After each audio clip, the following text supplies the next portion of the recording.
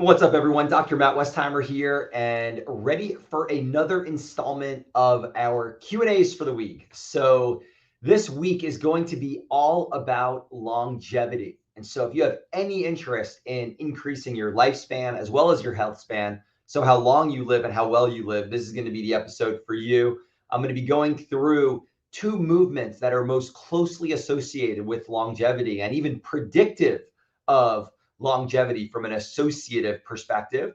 The second thing I'm going to cover is what is the number one exercise associated with a longer lifespan. So you guys are going to want to know that one. What is this? So it's a sport. It's a very specific sport, and it might be different than what you might think. And we're going to talk about the reasons why that is. And then the third thing we're going to talk about is what is the optimal diet for longevity. This is a very controversial topic. And so let's start with the first one, which is what are the two movements that are most predictive of longevity? And these two things are quite challenging for most people because it's things that people do not practice on a regular basis, but I would highly encourage that you do. And so let's talk about the first exercise. The first exercise is where you would start is sitting on the ground. And I guess the politically correct term now is crisscross applesauce. And so you sit on the ground with your legs crossed, sitting cross-legged, hands on your lap comfortably. And your ability to stand up effortlessly from that position to a standing position is incredibly important and predictive of longevity. And so here's what you do. You sit crisscross applesauce. So legs crossed, comfortable position. Arms are going to go out in front of you. And then you're just going to stand up from that position, fully balanced with no effort. That would be a perfect 10. And so the way that the point system works is any amount that you deviate from that, you subtract points. So if you try to stand up but you use momentum, you lose like a half a point. If you put your hand on the ground, you lose points. If you put two hands on the ground, you lose points. If you have to use support, you lose points. If you have to put your hands on your body or your knees to get up, you lose points. So anything away from normal, you lose points. And people with really low scores have the highest risk of early mortality. And so this is something that everybody can work on. Now, you may not be able to start from the ground, but you can start from a chair. You can start from a stool, then you can move to a step. And so you can lower down more and more, but it takes strength and mobility and coordination, which I think is why that exercise is so valuable. So that's number one. Number two is the dead hang. And that's where you just hang from a bar, like you're doing a pull-up, but you don't actually pull yourself up. So you hold yourself from a bar, and really you want to be able to get to at least a minute. The goal would be anywhere from 2 to 3 minutes would be the goal of being able to do that. And when you're hanging from a bar, it's great. Number one, it's important for grip strength, which is really important. It helps to stretch and open up the shoulders as well as strengthen the shoulders and all the stabilizer muscles there. It helps to decompress the spine and the tissues in your joints because you're hanging. And so it's not a very sexy exercise, but a very important one. So I would encourage everybody to add more dead hangs into their routine. So the second one, what is the sport that's most associated with a longer lifespan? And a lot of people here, common answer I get is golf, because we see a lot of elderly people playing golf, or walking, which I guess walking is good, but I don't know that you would necessarily consider that a sport. The number one sport that's most associated with longer lifespan is tennis. Actually, it's tennis. And most people would think that it should be a low impact sport, that tennis is more of a higher impact sport, so it might not be a good one. But it's actually the number one. They did a research on that to found that people that played tennis had a life expectancy gain of 9.7 years longer than people who didn't do any exercise. Badminton came in second with an extra 6.2 years of life expectancy.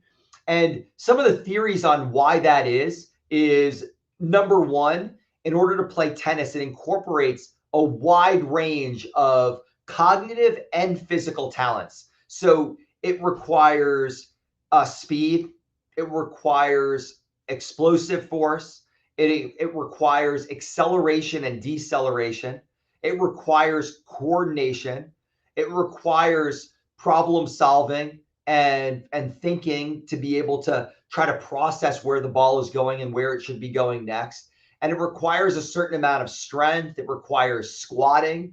And the other big thing that I think is very undervalued or underappreciated is it also requires doing it with other people.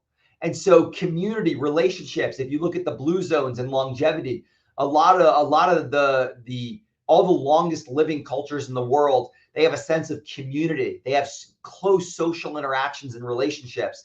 And so in order to play tennis, you have to do it with at least one other person. But usually as people age, they play doubles because they can't move as quickly. And so now you at least have three other people that you're playing with on a regular basis. And so that builds that sense of community and camaraderie as well. And if my family is any indication of this, my grandfather lived to be 95 years old. And up until the past year, he was living on his own.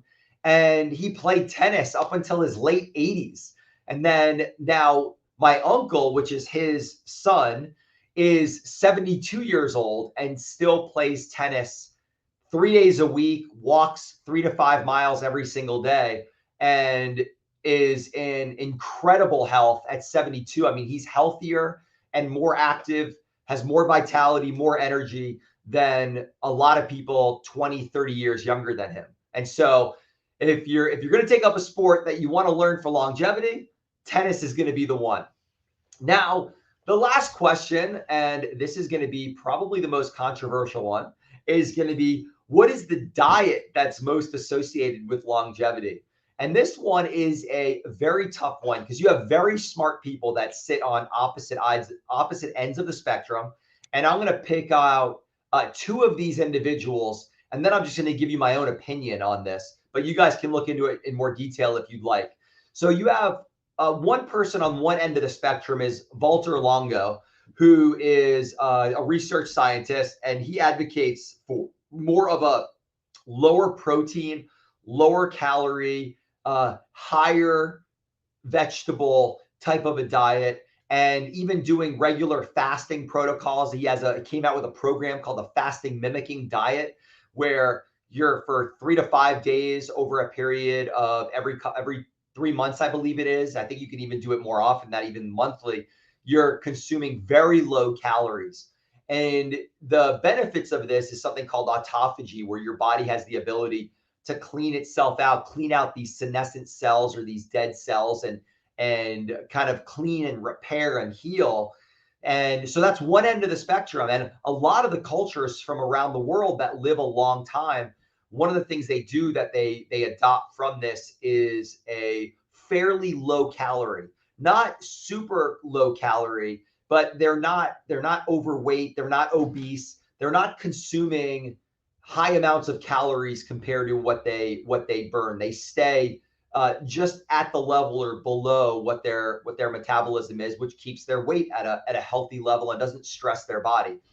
Then you have somebody else on the other end of the spectrum, which is Gabrielle Lyon, who she advocates, and she studied she's a doctor. Her background is studying with some of the top doctors and scientists in the world in the subjects of longevity. That is her specialty.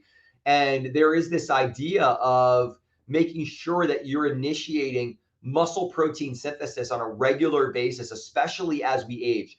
The way that she refers it to is that muscle is the organ of aging, that most of us are not overweight, we're under muscled. And it's the fact that increasing our muscle tone and our muscle mass helps increase our metabolism. It helps to process glucose, manage insulin levels, which is one of the biggest indicators or predictors of aging, cancer, heart disease, diabetes, all of those things. So we need to be prioritizing protein and getting enough protein and enough of the amino acid that initiates muscle protein synthesis, called leucine, on a regular basis, at least 3 times a day, in order to be able to synthesize muscle and grow muscle. And this becomes even more important. There's flexibility when you're younger, but as you get older, it becomes much harder to put on muscle. And so you want to make sure that at least 3 times a day, you're consuming enough protein from animal sources, 30 to 50 grams, that you're initiating muscle protein synthesis in order to build and maintain muscle mass. And so, it's a tough call. I think that if you look at both of these, what they both have in common is not overeating. So I think that's something we can all agree on, is not consuming many more calories than what you need. Eliminating processed foods, that's another one that's common across the board. And what seems to make the most sense for me is prioritizing protein, getting enough protein where you're able to build and maintain muscle as we get older. Because what I see with my patients as people get older, and this happens in 40s, 50s, a lot of times in 50s, 60s, 70s, is they don't have the strength to initiate daily activities the way that they should anymore. They can't squat down all the time. They have a hard time picking things up. Their joints hurt. Their muscles are weak. And then because of that, they end up on medication, cholesterol, diabetes medication. And that if they just had adequate muscle mass and strength, it would really solve a lot of their problems. So what I think a lot of them have in common: decrease in calories, but increasing your amount of protein that you're consuming, reducing sugar, reducing your seed oils, and reducing processed foods. Those are all the things that everybody can agree on across the board. And so check those things out. I know that we covered some deep topics today. If you have any questions or comments, just post them in the chat below, and I will get back to them, either answering them in the chat, or if I need to record another video. If it's a great question, I'll record another video. So I hope you guys enjoy. Have a great one. We'll see you soon.